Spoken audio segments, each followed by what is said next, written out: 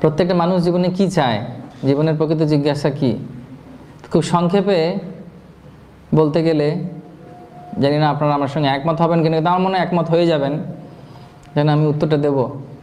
তার প্রশ্নের উত্তরটি হচ্ছে জীবনের জিজ্ঞাসাটা কি, কীভাবে ভালো থাকবো, হ্যাঁ কি না, কীভাবে আর একটু ভালো থাকবো। প্রত্যেকটি মানুষ বলে শুধু নয়, প্রত্যেকটি জীব, প্রত্যেকটা যে সমস্ত জীব পৃথিবীতে আছে সবাই একই চায়, কীভাবে একটু ভালো থাকবো। পাখি থেকে, পশু থেকে, মাছ থেকে আরম্ভ করে এবং মানুষ প্রত্যেকে চায় কীভাবে নিজের অবস্থার উন্নতি করে আমি আর একটু ভালো থাকতে পারবো, বা আমি কীভাবে আর একটু ভালোভাবে বলতে গেলে আমি কীভাবে আর একটু ভালো আনন্দে থাকতে পারবো, হ্যাঁ কি না। মানুষ কষ্ট করছে, কলকাতাতে যদি যান বা বিভিন্ন ব্যস্ত শহরে যদি যান, যদি দেখে থাকবেন সবাই দৌড়াচ্ছে। আমি আসার সময় আলোচনা করছিলাম, খড়গপুর হচ্ছে সবথেকে বড় রেলওয়ে স্টেশন ভারতবর্ষে, এবং সবথেকে ব্যস্ততম রেলওয়ে স্টেশন হচ্ছে শিয়ালদা স্টেশন, সবাই ব্যস্ত। আমি একবার কৃষ্ণনগর থেকে ট্রেনে উঠে কলকাতার দিকে আসছিলাম, কলকাতাতে যখন শিয়ালদায় নেমেছি তখন একটা ট্রেন থেকে নেমে দাঁড়িয়ে আছে একটা ট্রেন ধরবো বলে অন্য জায়গায় যাব। সেই সময় অন্য একটি ট্রেনের লোকের এমনভাবে এলো যে প্রায় আমাকে 50 হাত দূরে ঠেলে নিয়ে চলে গেল, কারণ এত ব্যস্ত সবাই দৌড়াচ্ছে। এবং দেখে ভয় লাগে, এমনভাবে মুখ করে থাকবে, মানে মুখের অবস্থা এমন হয় প্রতিচ্ছবি যে খুব ব্যস্ত। কিন্তু প্রত্যেকে ওই ব্যস্ততার কারণটাও কিন্তু একটাই, সেটা কি, কীভাবে আরেকটু ভালো থাকবো।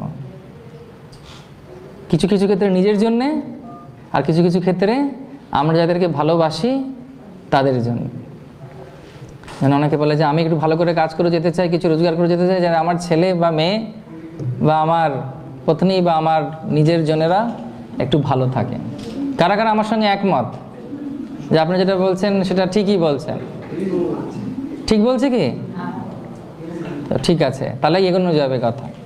তো পারতপক্ষে সবাই ভালো থাকতে চায়। পৃথিবীতে এমন কেউ কি আছে যে বলবে যে না আমার দুঃখ চাই? আমি অনেক দিন আগে একটা অ্যাডভার্টাইজমেন্ট দেখছিলাম, নিঃসঙ্গতাই আমার জীবনের প্রকৃত উদ্দেশ্য। কিন্তু সেটা আমার মনে হয় একটা পাগলের প্রলাপ, কারণ স্বাভাবিক ব্যক্তি কখনো একা থাকতে পছন্দ করে না। কোনো উৎসব একা পালন করা যায় না, সেখানে লোকজন দরকার, অনেক সঙ্গী সাথী দরকার। সেখানে মানুষ হচ্ছে একটি সামাজিক জীব, হ্যাঁ কি না। যেমন আপনারা সবাই এখানেও আছেন, গোষ্ঠীবদ্ধ হয়ে আছেন, সবাই একসঙ্গে থাকতে চায়। মানুষের প্রকৃত উদ্দেশ্যই হচ্ছে যে সবাইকে নিয়ে কীভাবে একসঙ্গে থাকবো, একসঙ্গে চলবো। তো সেই কারণে তো মানুষ যখন একসঙ্গে থাকতে চায়, প্রত্যেকের সঙ্গে সম্পর্ক থাকে, সবাই চায় যে একটু ভালো থাক, আমার নিজের লোক ভালো থাক, আরেকজন ভালো থাক। এবং পারতপক্ষে যদি এই ভালো থাকার ভেতরেও খোঁজ করা যায় যে আসল উদ্দেশ্যটা কি, তাহলে বুঝতে পারা যাবে যে সবাই একটা জিনিসই চাইছে, যে সবাই আনন্দে থাকতে চাইছে। এবং সে আনন্দর যে চাওয়ার বা আনন্দ পাওয়ার বিভিন্ন মাধ্যম সে খোঁজে। কখনো সে সিনেমা হলে যাচ্ছে, কখনো সে আলোচনা সভায় যাচ্ছে, কখনো সে ক্রিকেট দেখতে যাচ্ছে, বিভিন্নভাবে চাই যে কীভাবে আমি একটু আনন্দ পাবো। তার অনেক রকমের ধরনের ইচ্ছা যে কীভাবে আমি একটুখানি আনন্দে থাকতে পারো। কিন্তু সে আনন্দ পাওয়া এই জড়জগতে, তার প্রকৃত আনন্দটি কি, কিভাবে আমরা এই আনন্দ খুঁজে পেতে পারবো? সুখ হচ্ছে শারীরিক। যেমন ভোরের দিকে এখন কম্বলের নিচে কেমন লাগে, ভালো যদি বালাপোষ থাকে কেমন লাগে, মনে হয় না ভারী হয়ে গেছে সকালের দিকে, কিছু তোলা যাচ্ছে না, কিছুতেই মনে হয় যেন ওর থেকে বেরোনো যাবে না, ভেতরে কত সুখ রয়েছে। সারা পৃথিবীর সুখ একদিকে, আর আমার কম্বলের ভেতরটা একরকম। সেটা হচ্ছে শারীরিক সুখ। খুব জল তেষ্টা পেয়েছে আপনার সামনে খুব সুন্দর ডাবের জল দিল কেউ, কেমন লাগবে আপনার? খুব ভালো লাগবে, যদি ডাবে অ্যালার্জি না থাকে। আপনার খুব ঠান্ডা লাগছে, আপনাকে চাদর দিল কেউ। আপনার খুব গরম লাগছে, আপনাকে কেউ শীতল কোনো কিছু শরবতের ব্যবস্থা করে দিল। এটা হচ্ছে শারীরিক, সেটা হচ্ছে শারীরিক সুখ। শান্তিটি কি? শান্তিটা হচ্ছে মনের। অনেক দূরের কোনো বন্ধু অনেক দূরে গেছে, ফিরছে না বাড়ি, দেরি হয়ে যাচ্ছে, কালকে আমরা গাড়ি পাচ্ছিলাম না, ফোন করে করে বালাপ্রভুকে পাচ্ছি না, কোথায় গেলেন প্রভু? কারোর অপারেশন হচ্ছে, লাল বাতি জ্বলছে, আপনার নিজের জন, ডাক্তার বেরিয়ে এসে বললো খুব ভালোভাবে অপারেশন হয়ে গেছে, তখন কীরকম লাগে? ওটা হচ্ছে শান্তি। শান্তিটা হচ্ছে কার জন্যে? কিসের জন্যে? জোরে বলতে হবে, মনের জন্য। সুখ হচ্ছে কিসের জন্যে? শরীরের জন্যে। শান্তি হচ্ছে মনের জন্যে। পরীক্ষা দিয়েছে কেউ, রেজাল্টের জন্য অপেক্ষা করছেন, হঠাৎ দেখলেন সবাই দেখতে গেছেন যে ছেলে মেয়ে রেজাল্ট বেরোচ্ছে, আপনিও গেছেন দেখতে, সবাই বলছে এই আমার ছেলে বেরিয়ে গেছে, এই আমার মেয়ে বেরিয়ে গেছে, এই তো এই পারিয়েছে, ওই তো ওই পেয়েছে। তখন মনে হয় যেন আমার ছেলের নাম কোথায়, আমার মেয়ের নাম কোথায়, আছে কি নেই? তারপরে হঠাৎ দেখলেন যে না, খুব ভালোভাবে ভালো মার্কস পেয়ে সে পাশ করে গেছে, তখন কি হয়? সেটা হচ্ছে শান্তি। এবং সেই শান্তিটা কীরকম? সেটা হচ্ছে মনের শান্তি। কিন্তু আমরা আবার মনে করিয়ে দিই আপনাদের যে আমরা কিন্তু খুঁজছি আনন্দ, সুখ আর শান্তি নয়। এবং সেই কারণের জন্যেই আমরা সুখ আর শান্তির মধ্যে সেটা ক্ষণস্থায়ী, তা সম্পূর্ণরূপে থাকতে পারে না। সবসময় কখনো আমরা সুখে আছি, কখনো অশান্তিতে আছি, কখনো শান্তিতে আছি, কখনো অশান্তিতে আছি। কিন্তু যখন কেউ আনন্দে থাকে তখন কিন্তু সেই যে কোনো পরিস্থিতি থাকুক, সুখে থাকুক বা দুঃখে থাকুক, শান্তিতে থাকুক বা শান্তিতে থাকুক বা অশান্তিতে থাকুক, কিন্তু যখন কেউ আনন্দে থাকে তার কাছে সব জিনিসই সমান হয়। তার কারণ হচ্ছে আনন্দটি হচ্ছে কিসের জন্যে? আনন্দটি কোথা থেকে আসে? শাস্ত্রে বলছে আনন্দটি হচ্ছে আত্মার জন্য। আত্মা যখন সম্পূর্ণরূপে খুশি থাকে, আত্মা যখন সম্পূর্ণরূপে কোনো একটি ব্যাপার ঘটলে আত্মাটি খুব খুশি থাকে। এবং সেই সময় যদি আপনি শারীরিকভাবে একটু কষ্টও থাকুক কি মানসিকভাবে দুঃখেও থাকুন, সেটা যখন আনন্দ থাকবে সেটা আপনাকে গায়ে লাগবে না।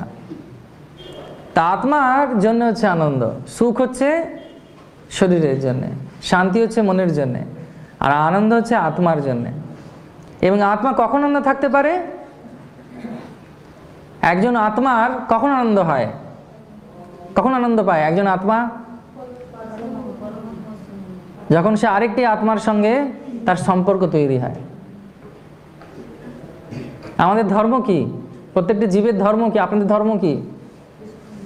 किसर धर्म? अपना धर्म की? आपका धर्म क्या है? हिंदू है। और क्या धर्म है? और क्या धर्म है? मुस्लिम। लेकिन वो धर्म नहीं है हमारा। আমাদের ধর্ম নয়। আমাদের প্রত্যেকের ধর্ম হচ্ছে কি? কাউকে ভালোবাসা আর কারোর কাছ থেকে ভালোবাসা পাওয়া। হ্যাঁ কি না? আপনারা কেউ আছেন এখানে যে কাউকে ভালোবাসেন না? বা আপনারা কেউ এখন আছেন যারা ভালোবাসা পেতে চান না? না না, অনেক ভালোবাসা হয়ে গেছে, আর ভালোবাসা দরকার নেই, কোনোদিন কেউ বলবে? তো সেই রকমভাবে আত্মা চায় একজনকে ভালোবাসতে এবং তার সঙ্গে সম্পর্ক তৈরি করতে। যখন সেই সম্পর্ক ভালোভাবে তৈরি হয় তখনই সে আনন্দ পায়। আমি আস্তে আস্তে আসছি, কেন সময়ও হয়ে আসছে। তো সেজন্যে শাস্ত্রে বলছে যে এই যে সম্পর্ক তৈরি করা, যখন আমরা সম্পর্ক তৈরি করি সেটা আমাদের জীবনের অনেক খুব বিশেষ জিনিস। এবং সেই সম্পর্কটা কীরকম হবে? সম্পর্ক যখন একজন আত্মার সঙ্গে পরমাত্মার সম্পর্ক হবে, অন্তিমে যখন সে বুঝতে পারবে অন্য কোনো সম্পর্ক স্থায়ী নয় এই জগতে। প্রত্যেকটি সম্পর্কের মধ্যে একটা আমিত্ব এবং প্রত্যেকটি সম্পর্কের মধ্যে একটা স্বার্থ থাকে। এটা ঘটনা। আপনি যতই চেষ্টা করুন একজন ব্যক্তিকে সন্তুষ্ট করার, সে আপনার যত কাছেই হোক না কেন, জড়জগতের নিয়ম হচ্ছে তাকে সম্পূর্ণরূপে আপনি সন্তুষ্ট করতে পারবেন না। কোথাও বাইরে যাবেন, সবাই চলে আসবে, আত্মীয় স্বজন, যতক্ষণ না পর্যন্ত আপনি সুটকেস খুলছেন। সুটকেস খোলা হয়ে গেল, জিনিসপত্র নিয়ে নিল, সবাই ফিরে চলে গেল। আপনি কি খেলেন, কি ঘুরলেন, কোথায় কেমন আছেন কেউ দেখবে না। হ্যাঁ কি না? কার সাক্ষাৎকার আছে বলুন একবার? সত্যি বলছে কি ভুল? এটা হচ্ছে জড়জাগতিক সম্পর্ক। কিন্তু সেই জড়জাগতিক সম্পর্কটা যখন সম্পূর্ণরূপে আধ্যাত্মিকতায় পরিণত হয়, সেটা প্রথমত প্রেমে পরিণত হয় বা ভালোবাসায় পরিণত হয়। সেটা হচ্ছে প্রকৃত ভালোবাসা। প্রকৃত ভালোবাসাটা কি? প্রকৃত সম্পর্কটা কি? যখন কোনো আশা করা থাকে না, উইদাউট এনি এক্সপেকটেশন। কিন্তু আমাদের জড়জগতের নিয়ম কি? আরো দাও, আরো দাও, আরো দাও। যতক্ষণ দিতে থাকবে ততক্ষণ সম্পর্ক ভালো থাকবে, প্রেম থাকবে। যেই দেওয়া বন্ধ হয়ে গেল তখনই স্বরূপে সবার হয় গোলকেতে স্মৃতি, তখন স্বরূপ বেরিয়ে আসবে। যেমন অনেক বাচ্চাদেরকে বলে, আরে বাচ্চা তো খুব শান্ত তোমার, বলছে আস্তে আস্তে দেখুন আপনার সঙ্গে পরিচয় হবার পর কী রূপ ধারণ করে। অনেক স্টুডেন্টদের আমাদের বিবাহিত জীবনে বিবাহিত করেছে, বাচ্চা হয়েছে, অনেকদিন পরে বাবু নিয়ে এলো, বাচ্চাটা একটু বড় হয়েছে, প্রথমে দেখে আমাদের চেহারা টেহারা দেখে একটু বাচ্চাগুলো ঘাবড়ে যায়, তারপর ধরো না মানুষের মতোই তো লাগছে, কোনো অসুবিধে নেই, তারপর স্বরূপে ফিরে আসে, তখন খুব উৎপীড়ন। ঠিক সেরকমভাবে প্রত্যেকটা সম্পর্ক, যে সম্পর্কগুলো আমরা চাইছি, যেটা সুখ শান্তির ঊর্ধ্বে, যেটা আত্মার সঙ্গে সম্পর্ক, এবং আমরা সেই সম্পর্কের জন্য এই সম্পর্কটা, যে পবিত্র সম্পর্কটা আমরা খুঁজছি সবার মধ্যে। এই যে ফেসবুক, টুইটার, হোয়াটসঅ্যাপ, সব সম্পর্কের খোঁজ, কোথায় আমার বন্ধু আছে, কাকে আমি লাইক করব, কারণ সবাই আমরা সম্পর্ক খুঁজছি এবং সম্পর্কের মধ্যেই আনন্দ, কিন্তু আমরা জানি না কার সঙ্গে সম্পর্ক তৈরি করতে হবে। এবং এই যে আনন্দটা আসছে, আনন্দটা সম্পর্ক যখন তৈরি হয় ভগবানের সঙ্গে, তখনই একমাত্র আমরা সে দিব্য আনন্দ লাভ করতে পারি। ততদিন পর্যন্ত আমরা দৌড়তে থাকবো, দৌড়তে থাকবো, দৌড়তে থাকবো, দৌড়তে থাকবো, সে হরিণের মতো, হিমালয়ের কোন হরিণ? কস্তুরী মৃগ। কীভাবে ভালো থাকবো, কীভাবে করবো, সব মিটে যাবে। একজন বিশাল ধনী ব্যক্তি, সেও কিন্তু অশান্তিতে ঘুমোবে যদি তার মধ্যে সে ভালোবাসার সম্পর্ক কারোর সঙ্গে না থাকে। আমেরিকাতে, লন্ডনে, ইউরোপে মানুষ মানুষকে ভালোবাসছে না, কিন্তু সে ভালোবাসার যে সম্পর্কটা, কাউকে সেবা না করে থাকতে পারবে না কেউ। সেখানে কুকুর পোষে, বিড়াল পোষে, তাদের নামে জমি সম্পত্তি দিয়ে দিচ্ছে। ঘটনা। যারা সমাজবাদী, তারা সমাজের সেবা করার চেষ্টা করছে। হ্যাঁ, মা যেরকম সন্তানের সেবা করার মাধ্যমে ভালোবাসার সম্পর্ক তৈরি হয়, ঠিক সেরকমভাবে আমরা যখন ভগবানের সঙ্গে সম্পর্ক তৈরি করব, তখনই একমাত্র সেই সম্পর্কটা স্থায়ী সম্পর্ক। কারণ ভগবান হচ্ছেন অচিন্ত, ভগবান কখনো কাউকে ঠকাবেন না। কিন্তু মানুষেরা কি করে? মানুষ চায় ভগবানকেও ঠকাবার জন্য, কারণ আমাদের চেতনা বা আমাদের মানসিকতা ওরকম হয়ে গেছে। কিভাবে ভগবানকেও ঠকাবার চেষ্টা করে। বহুদিন আগে, আজ থেকে প্রায় 150-200 বছর আগেও, কি বলুন 1000 বছর আগেও নিয়ম ছিল, যে যা রোজগার করবে তার একটা পোর্শন রোজগার করবে ভগবানকে দেবে। কিভাবে দিত? তারা একটা লাইন টানতো নিজের মাঠে, এবং যে অর্থ উপার্জন করতে সে অর্থগুলোকে ওপরে ছড়ে দিত। যেটা সে সরলরেখার ওই দিকে পড়বে সেটা ভগবানের মন্দিরের জন্য সেবা, প্রচারের জন্য সেবা, আর এদিকে যেটা পড়বে সেটা হচ্ছে আমার পারিবারিক বা আমার নিজের জন্য।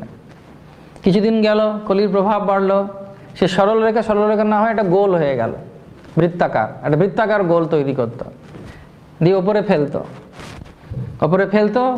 যে বৃত্তাকারের মধ্যে যতটুকু পড়বে ততটুকু ভগবানের সেবায়, মন্দিরের সেবায়, আর বাদ বাকিটা আমার। বোঝা যাচ্ছে তো? এখন কি রকম? ওপরে ফেলে দেবে, ভগবান তোমার যা নেবার নিয়ে নাও, বাকি যা পড়বে সব আমার। বোঝা যাচ্ছে তো? ভগবানের সঙ্গেও সম্পর্ক তৈরি করতে চায় না, ভগবানকে কেউ ভালোবাসতে চায় না। ভগবানকে সামনে কি চায় না? সওদা করার চেষ্টা করে। সেই জন্য মানুষের এত কষ্ট, সেই জন্য সাথে জীবনে যে জিজ্ঞাসা কীভাবে ভালো থাকবো সেটাও হচ্ছে না। যেমন আমি রিসেন্টলি একটা ঘটনা শুনলাম, একজন ব্যক্তি তিরুপতিতে গেছে, তিরুপতিতে গিয়ে তিরুপতি বালাজিকে বলেছে, সেখানে খুব কমন ওখানে, যে আমি তোমার সঙ্গে বিজনেস পার্টনারশিপ নিতে চাই, আমি তোমাকে পার্টনার করলাম বিজনেসের, যা প্রফিট হবে তা 50% তোমার আর 50% আমার। তখন ওনার স্ত্রী ওনাকে জিজ্ঞেস করেছে যে তুমি কত টাকা আশা করছো লাভ হবে? তখন বলছে আমি আশা করছি 1 লাখ লাভ হবে। বলছি যা হবে তুমি তো 50% দিয়ে দেবে তো? ভগবানকে বলেছে? বলছে হ্যাঁ দিয়ে দেবো। কিন্তু লাভের অঙ্কটা দেখা যায় 1 বছর পর 50,000 হয়েছে। তখন সেই ব্যক্তি বলছে, ও ভগবান তুমি খুব চালাক, তোমার পোর্শনটা নিয়ে আমাকে বাকিটা দিয়েছ, তুমি তো খুব বুদ্ধিমান আছো। কিন্তু সেটা কিন্তু ভগবানের সঙ্গে সম্পর্ক তৈরি করা নয়। তো শাস্ত্রে বলছে যে যখন একমাত্র একজন ব্যক্তি আনন্দের খোঁজ করছে, সে একমাত্র আনন্দ পাবে যখন সে ভগবানের সঙ্গে সম্পর্কিত হবে। কারণ ভগবানের স্বরূপ কি? শাস্ত্রে বলছে ঈশ্বর পরম কৃষ্ণ সচ্চিদানন্দ বিগ্রহ অনাদির আদি গোবিন্দ সর্বকারণের কারণ। আমরা যে আনন্দ খুঁজছি, যার কাছে আনন্দ আছে সেই একমাত্র আনন্দ আপনাদেরকে দিতে পারবে। যার কাছে আনন্দ নেই সে দিতে পারবে না। কোনো জড়জাগতিক ব্যক্তি সে আনন্দ প্রদান করতে পারবে না আমাদের। কেন? তার ক্ষমতার মধ্যে সেটি নেই। কিন্তু ভগবান যেহেতু স্বরাট এবং ভগবানের স্বরূপ কীরকম, তার শরীরটা তৈরি হয়েছে আনন্দ দিয়ে। আপনারা দেখবেন রাধা মাধবের ছবি আছে, কে গান গায়, কে বাঁশি বাজায়, যে সম্পূর্ণরূপে আনন্দের মধ্যে রয়েছে। আধ্যাত্মিক জগতের যে বর্ণনা করা হয়েছে, সে বর্ণনাটা কীরকম না, সেখানে কেউ হাঁটে না, সবাই নাচ করে। সেখানে কেউ কথা বলে না, সেখানে সবাই গান করে। বোঝা যাচ্ছে? ব্যাকগ্রাউন্ড মিউজিক আসছে গানের হয়তো, হ্যাঁ। সেখানে সবাই গান করে। সেখানে জল, যতগুলো জল আছে সরোবরে, সব হচ্ছে অমৃত। প্রত্যেকটি গাছ হচ্ছে চিন্তামণি বৃক্ষ। এবং যতগুলো পাথর আছে ওখানে, সে পাথরগুলো হচ্ছে সব হচ্ছে পরশমণি। কারা কারা যেতে চান সেরকম জায়গায়? কারা কারা যেতে চান? সেখানে কেউ কাউকে হিংসে করে না, হ্যাঁ, কোনো হিংসে করে না সেখানে। সেখানে সবাই সবাইকে ভালোবাসে। এরকম জায়গায় কারা কারা যেতে চান? হ্যাঁ, এই ভালোবাসার কথা শুনে দেখুন সবার হাত উঠে যাচ্ছে। কারণ এই জগতে ভালোবাসার অভাব আছে। আমরা যেটাকে ভালোবাসা বলি সেটা ভালোবাসা নয়। অনেক গান আছে ভালোবাসা নিয়ে, গেয়ে গেয়ে ক্লান্ত হয়ে যাবেন, ভালোবাসা পাবেন না। তার কারণটা হচ্ছে জড়জগতে ভালোবাসা নেই। জড়জগতের একমাত্র আধ্যাত্মিক জগতের প্রতিচ্ছবি হচ্ছে এই ভালোবাসা, সেটা হচ্ছে জড়জগতে। সেই জন্য যখন আমরা ভগবানের সঙ্গে সংযুক্ত হব, ভগবানকে ভালোবাসবো, ভগবানের কথা মানব, তখন দেখবেন আমরা সবাইকে ভালোবাসতেও পারছি এবং আমার সঙ্গেও অন্যদের সম্পর্ক খুব ভালো হয়ে যাচ্ছে। কেন? তার কারণ হচ্ছে নিঃস্বার্থভাবে একমাত্র যদি আমরা ভগবানকে ভালোবাসি, তার যে শক্তি আমাদের উপরে প্রভাব বিস্তার করে এবং সম্পূর্ণরূপে আমরা ভেতর থেকে আনন্দময় হয়ে থাকি। যে ভেতর থেকে সন্তুষ্ট, তার বাইরে জগতের কোনো কিছুর প্রয়োজনীয়তা নেই। কেন মানুষ বিরক্ত হয়?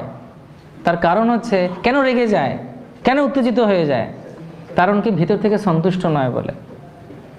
তার ভেতরে যে খিদে আছে সেটা পোষণ হচ্ছে না। এবং সেই জন্যে জড়জাগতিক যে কোনো সেমিনার করে, জড়জাগতিকভাবে যে কোনো আলোচনা করে, আলোচনা সভা আয়োজন করে মানুষের এই ভেতরের কার যে খিদেটা সেটা মেটানো যাবে না। তার কারণ আমরা সেভাবে তৈরি নয়। বিশেষত যারা ভারতবাসী, আপনাদের মতো ব্যক্তিত্ব যারা, যাদের রক্তের মধ্যে রয়েছে ভগবানের প্রতি ভক্তি, যাদের রক্তের মধ্যে রয়েছে, সে যে কোনো ধর্মেরই হোক না কেন, প্রত্যেকের মধ্যে কিন্তু সেই ভগবত ভক্তির গুণ রয়েছে। এটা স্বাভাবিক। আপনারা যতই বাইরের কোনো খাবার খান অন্য দেশের, যতক্ষণ পর্যন্ত দেশের খাবার খাবেন ততক্ষণ আপনার ভালো লাগবেই, বাইরের খাবার বেশি দিন ভালো লাগবে না। ঠিক সেই রকমভাবে ভগবানকে যদি আমরা ভালোবাসতে পারি, তাহলে আমাদের এই দৌড়ানোটা কমে যাবে বা থেমে যাবে। যেমন শিল প্রভুপাদ, এই বিষয়ে আমি আপনাদেরকে জানাতে চাই, তিনি যখন 1965-এ আমেরিকায় যান, আমেরিকা তখন সব দিক থেকে সন্তুষ্ট ছিল। প্রযুক্তির দিক থেকে, পয়সার দিক থেকে, ঐশ্বর্যের দিক থেকে, কোনো দিক থেকে কম ছিল না। কিন্তু তাদের যে যুব সমাজ, অত শিক্ষাপ্রাপ্ত, অত ঐশ্বর্যের মধ্যে থেকেও তারা সম্পূর্ণরূপে হতাশাগ্রস্ত ছিল। এটা প্রমাণ করে শুধুমাত্র জ্ঞান আর শুধুমাত্র পয়সা একজন মানুষকে সন্তুষ্টি দিতে পারে না। সেজন্য আমাদের কি করতে হবে? ভেতরের যে আমাদের যে আনন্দ পাওয়ার স্রোত, সেটা ভগবানের সঙ্গে আমাদেরকে যুক্ত করতে হবে এবং সম্পূর্ণরূপে আমাদেরকে দিতে হবে ভগবানকে। তাহলে আমরা আনন্দ পাবো। কারণ ভগবান আমাদেরকে পরীক্ষা করবেন যে আমরা সত্যি করে ভগবানকে ভালোবাসতে চাইছি কি না।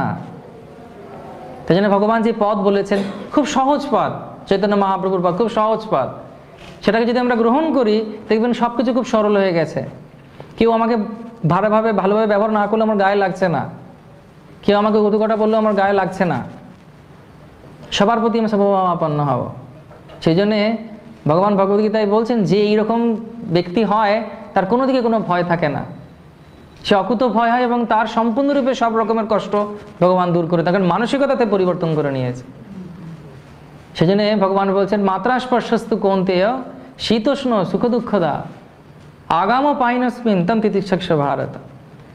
এইরকম একজন ব্যক্তি যে সম্পূর্ণরূপে ভগবানকে জানতে পেরেছে, তাকে ভগবান বলছে সে কীরকম হবে, সে শীত আর গ্রীষ্মকে যেভাবে সহ্য করছে এদের কমপ্লেন করে না। আপনারা ঠান্ডা পড়েছে, আপনারা কমপ্লেন করেন কিছু না, শুধু গরম জামা কাপড় পরে নেন। ঠান্ডার সময় গরম জামা পরছেন, গরমের সময় সুতির জামা পরছেন, কিন্তু কমপ্লেন করে না কেউ, মেনে নিতে হবে। এরকম হয় গরম পড়েছে আমি বেরোবোই না ঘর থেকে, ঠান্ডা পড়েছে আমি বেরোবোই না ঘর থেকে, না, সব কিছুই করতে হবে। ঠিক সেরকমভাবে সুখ আর দুঃখকেও সে সমভাবাপন্ন হয়। কেন না, সম্পূর্ণরূপে সে জানে যে কোনটা আমার সঠিকভাবে করতে হবে, এবং তার জন্য যেটা দরকার সেটা কি না, সম্পূর্ণরূপে আমাকে মানতে হবে যে কথাগুলো মহাপ্রভু বলছেন বা সাধু বলছে বা গুরু বলছেন, শাস্ত্রে বলছে, গীতায় বলছে, সেগুলোকে আমাদেরকে মানতে হবে এবং সম্পূর্ণরূপে তার উপর বিশ্বাস রাখতে হবে। এবং কোনো রকম কপটতা না করে আমাদেরকে যদি এগিয়ে চলি, দেখবো আমরা সম্পূর্ণরূপে খুব আনন্দের মধ্যে রয়েছি, আমরা আনন্দ পেয়ে গেছি। কিভাবে আমাদেরকে দিতে হবে নিজেদেরকে, সে সম্পর্কে একটা গল্প বলবো আপনাদের। গল্প শুনবেন? কিভাবে নিঃস্বার্থভাবে সব কিছু দিতে হবে। যদি কেউ না দেয় পুরোটা, তাহলে সে পুরোটা পাবে না। দুই বন্ধু খেলা করছিল, রাম আর শ্যাম বা যদু আর মধু, যাই নাম দেবেন। তা এক বন্ধুর কাছে অনেকগুলো গুলি ছিল, গুলি খেলে না, এক বন্ধুর কাছে অনেকগুলো গুলি ছিল, আরেক বন্ধুর কাছে অনেকগুলো লাড্ডু ছিল, খুব সুমিষ্ট, খুব ভালো লাড্ডু। তো রাম বলছে যে তুমি আমি তোকে আমার যতগুলো গুলি আছে মার্বেলের আমি তোকে দিয়ে দেবো, তুই আমাকে তোর মিষ্টিগুলো দে। তো বলছি ঠিক আছে ঠিক আছে, আমার কোনো অসুবিধা নেই, আমার মিষ্টি তো আমি অনেক খেয়েছি, আমার কাছে অনেক মিষ্টি আছে, আমি দিতে চাই। তখন ও বলেছে কি, তুই তাহলে এই মিষ্টিগুলো নে, আমাকে তোর মার্বেলগুলো দে। তখন এই দেওয়া নেওয়া হচ্ছে, তো রামের কাছে যে মার্বেলগুলো ছিল তার থেকে সব থেকে বড় যেটা ছিল, সুন্দর ছিল, সেটাকে নিজের কাছে রেখে নিয়েছে আর শ্যামকে দিয়েছে অন্যগুলো। শ্যাম কিন্তু কি করেছে, যত মিষ্টি ছিল ওর কাছে সব দিয়ে দিয়েছে রামকে। আর সেই রাত্রে কি হলো, সেই রাত্রে রাম শুতে পাচ্ছে না, কিন্তু শ্যাম খুব সুন্দরভাবে আরামে মার্বেলগুলোর মাথার কাছে রেখে শুয়ে পড়েছে। আমার প্রশ্ন হচ্ছে, রাম কেন শুতে পাচ্ছে না? হ্যাঁ, আর হ্যাঁ, শান্তি পাচ্ছে না কেন? কথা রাখেনি। রাম ভাবছে যে শ্যাম নিশ্চয়ই বড় লাড্ডু একটা নিজের কাছে রেখে দিয়েছে। বুঝতে পেরেছেন না বুঝতে পারেননি? হ্যাঁ, আত্মবাদ মন্নতে জগৎ। শ্যাম ভাবছে যে আমি তো সব কিছু দিয়ে দিয়েছি, আমার কোনো চিন্তা নেই, ম্যাডামে শুয়ে আছে, আমি কতগুলো মার্বেল পেয়ে গেছি, আমার মিষ্টিগুলো সব দিয়ে দিয়েছে। কিন্তু রাম ভাবছে যেহেতু সে বড় একটা মার্বেল নিজের কাছে রেখে দিয়েছে, তার মানসিকতা হচ্ছে ও নিশ্চয়ই ওর কাছে সব থেকে বড় মিষ্টিটা আর সব থেকে বড় সুমিষ্ট যে লাড্ডুটা ছিল সেটা নিশ্চয়ই আমাকে দেয়নি। সেই রকমভাবে সম্পর্ক কীরকম তৈরি করতে হবে, যে কোনো সম্পর্ক, বিশেষত ভগবানের সঙ্গে যখন সম্পর্ক করবো, সম্পূর্ণরূপে আমাকে ভগবানকে সব কিছু দিতে হবে। দেওয়া মানে তার কথা মানা। ভগবানকে ভালোবাসার পন্থা দিয়েছেন ভগবদ্গীতার মাধ্যমে। কুরুক্ষেত্রের রণাঙ্গনে আজ থেকে 5000 বছর আগে কৃষ্ণ ভগবদ্গীতা বলেন, এবং ভগবদ্গীতার জ্ঞান কি না, কিভাবে আমাকে তোমরা ভালোবাসবে, এটা হচ্ছে গীতার গান, সং অফ গড। এবং ভগবান সেখানে বলছেন সর্বধর্মং পরিত্যাজ্য মামেকং শরণং ব্রজ অহং তং সর্ব পাপেভ্যো মোক্ষই স্বামী মা শুচা। আমাদের ভালো থাকতে গেলে প্রথম যে ব্যক্তিটাকে আমাদেরকে ঠিক করতে হবে সেটা হচ্ছে আমাদের নিজেদেরকে। এবং কীভাবে আমরা ঠিক করব না, আমাকে আমার ভগবানের সঙ্গে সম্পর্কিত হতে হবে। ভগবানের সঙ্গে সম্পর্কিত হবে খুব কষ্টকর না, ভগবানের সঙ্গে সম্পর্কিত হওয়া, ভগবানকে ভালোবাসা একদম কষ্টকর নয়। ভগবান চান যে আমাদেরকে, যাতে আমরা ওনাকে ভালোবাসি, কিন্তু আমরা ভগবানকে ভালোবাসতে চাই না। কিন্তু ভগবান সেই জন্য গীতার গানের মাধ্যমে দিলেন, তার সঙ্গে ভগবান নিজে কী করলেন, কৃষ্ণ নিজে কী করলেন, তিনি চৈতন্য মহাপ্রভু রূপে অবতীর্ণ হলেন। এবং তিনি কি করলেন, ব্রহ্মার দুর্লভ প্রেম সবাকারে যাচ্ছে। ব্রহ্মারও যে দুর্লভ প্রেম ছিল খুব সহজে তিনি সবাইকে দিতে পারলেন। এবং তিনি কি করলেন তিনি সম্পূর্ণরূপে একটি সহজ পন্থা দিলেন ভগবানের সঙ্গে ভালোবাসা সম্পর্ক তৈরি করার। সেটা হচ্ছে হরে কৃষ্ণ কৃষ্ণ কৃষ্ণ হরে হরে, হরে রাম রাম রাম হরে হরে। খুব কষ্টকর কি? সেটাই একটা সমস্যা হয়ে দাঁড়িয়েছে। কষ্টকর নয়। অনেকে ভাবে কি খুব এমন কোনো প্রবচন হবে কিচ্ছু বোঝা যাবে না, তার মানে খুব ভালো প্রবচন হয়েছে। এমন কোনো কষ্টসাধ্য কোনো কিছু যোগে বসতে হবে, অন্ধকার ঘরে থাকতে হবে, চোখটাকে ভুরুটাকে আর চোখের মাঝখানে রাখতে হবে, দুটো চোখকে একসঙ্গে ভুরুর দিকে কনসেন্ট্রেশন করতে হবে, অনেকক্ষণ জেগে বসে থাকতে হবে, সোজা বসে থাকবে, তাহলে যোগ হবে, তা নয়। এগুলো দরকার নেই কলিযুগে। ভগবানকে ভালোবাসার জন্য সবথেকে সহজ পন্থা দিয়েছেন শ্রী গৌরাঙ্গ মহাপ্রভু। তিনি কে? তিনি স্বয়ং কৃষ্ণ। ব্রজেন্দ্র নন্দন যেই সচিসূত হলো সেই বলরাম হইল নিতাই। এবং তিনি আমাদেরকে বলছেন কীভাবে আনন্দ থাকতে হবে। আপনি যদি ইসকন ভক্তদেরকে দেখেন, দেখবেন সবাই আনন্দেই আছে। তারা কি করছে? কৃষ্ণ বাঁশি বাজাচ্ছে, রাধারানী নাচছেন, রাইট? আর এরকম ভক্তরা কি করছে? সকালবেলা 4:30 থেকে নাচ শুরু হয়ে যায় আমাদের, মঙ্গল আরতি, সন্ধ্যা আরতি। এবং এই যে বলে না অনেকে লাইফটাকে এনজয় করো, আমরা সব থেকে বেশি ভক্তরাই লাইফটাকে বেশি এনজয় করে। প্রভুপাদের কাছে এক দল স্টুডেন্ট এসেছে সেন্ট জেভিয়ার্সের কলকাতা মন্দিরে। দিয়ে বলছে, আপনি তো মায়াপুরে একটা সিটি বানাচ্ছেন, নগর, সেখানে ডিস্কোথেক হবে নাকি? তখন প্রভুপাদ বলছেন, আমি যেখানে যাই শহর বানাবার আগে ডিস্কোথেকটা আগে বানাই। সেটা কি না, আমাদের কীর্তন মণ্ডলী। এবং আমাদের ডিস্কোথেক কখন শুরু হয়? যখন তোমাদের ডিস্কোথেক বন্ধ হয়ে যায় 4:30 ভোরবেলা। এবং আমাদের ডিস্কোথেক রাস্তাতেও আমরা নেমে যাই কৃষ্ণ নাম করে। তো সেই জন্যে এই ধারণাটা আমাদের বাঙালিদেরকে বিশেষ করে নিতে হবে। চৈতন্য মহাপ্রভু এই কৃপা আমাদেরকে দিয়েছেন বঙ্গে, এবং সারা বিশ্বে শিল প্রভুপাদ সেটা প্রচার করেছেন। 1965-এ শিল প্রভুপাদ যান এই বাণী নিয়ে। কি নিয়ে গেছিলেন? বাণী ভগবানকে ভালোবাসা। এবং তারপর 1965-এ যা হয়েছে এটা একটা ইতিহাস। CNN-এর রিপোর্ট অনুযায়ী এমন একজন একমাত্র ব্যক্তি যিনি কোটি কোটি মানুষের জীবন পরিবর্তন করে দিয়েছেন, আনন্দের স্রোত দিয়েছেন, তিনি হচ্ছেন শিল প্রভুপাদ। সেই জন্য আনন্দ যদি চান, তাহলে আপনাকে এই হরে কৃষ্ণ মহামন্ত্রকে একটু আস্বাদন করতে হবে। আমি আপনাদেরকে অনেক কিছু বলতে পারি, এটা এরকম, ওটা ওরকম, কিন্তু আপনি যখন নিজেরা শুরু করবেন তখন দেখবেন একটা অন্যরকম আস্বাদন পাবে। যেমন আমি আপনাদেরকে অনেক কিছু বলতে পারি যে কি কেসি দাসে একটা নতুন রসগোল্লা বেরিয়েছে, তার মধ্যে অরেঞ্জ জুস পাওয়া যাচ্ছে, খুব ভালো খেতে, মুখে দিলে গলে যায়, ভেতরে একটা কমলা লেবু পাওয়া যায়, খুব ভালো খেতে। আমি যত বলবো আপনাকে, আপনি বলবেন ও আচ্ছা খুব ভালো, গেলে খাবো। কিন্তু যতক্ষণ পর্যন্ত আপনি নিজেরা খাচ্ছেন ততক্ষণ পর্যন্ত আপনারা কিন্তু, তো সেই জন্যে আনন্দ পেতে গেলে আপনাদেরকে সেই কাছে আসতে হবে। যেমন আজকে আপনারা এসেছেন, কেমন করে এসেছেন? ভগবান আপনাদের উপরে কৃপা করেছেন। কখনো ভাববেন না নিজের ইচ্ছায় আধ্যাত্মিক অনুষ্ঠানে আমরা চলে আসতে পেরেছি। অনেক বিশেষ, অনেকেকে ডাকা হয়েছে, কিন্তু কজন আসতে পেরেছেন? অনেকে বলা হয় যে আলোচনা কারা শুনতে এসেছেন। আমি একটা কথা আপনাদেরকে দাবি দিয়ে বলতে পারি, কোনো রকম টেনশন বা অশান্তি আপনাদের মনের মধ্যে এখন চলছে না, হ্যাঁ কি না? তার কারণ হচ্ছে আপনারা সম্পূর্ণরূপে পঞ্চ ইন্দ্রিয়ের মাধ্যমে ভগবানের সম্পর্কে শ্রবণ করছেন, এবং তিনি পবিত্রতার পরম স্রোত এবং আনন্দের পরম স্রোত। তো সেজন্য শাস্ত্রে বলছে, ওং অপবিত্র পবিত্র বা সর্বাবস্থাম কথোপি বা যৎ স্মৃত পুণ্ডরীকাক্ষ সব আহ্য অভ্যন্তর শুচি। যেই মুহূর্তে আমরা কমল নয়ন ভগবান গোবিন্দের কথা চিন্তা করব, আমরা বাহ্যিকভাবে অভ্যন্তরীণভাবে পবিত্রতা লাভ করব, আনন্দ পাবো। সেজন্য আনন্দ পাওয়ার একটাই স্রোত, সেটা হচ্ছে ভগবানের সঙ্গে যুক্ত হতে হবে। অনেকে বলে, আরে ভক্ত হয়ে গেলে অনেক কিছু ছাড়তে হবে। ছাড়তে হবে না, ধরতে হবে। মানুষ সেটা পাইতে চায়, জড়জগতে সবাই তাই। যেন আমি সবাইকে বলি যে আপনাকে ছাড়তে হবে না, আপনাকে যুক্ত করতে হবে। কাকে? কৃষ্ণকে যুক্ত করতে হবে।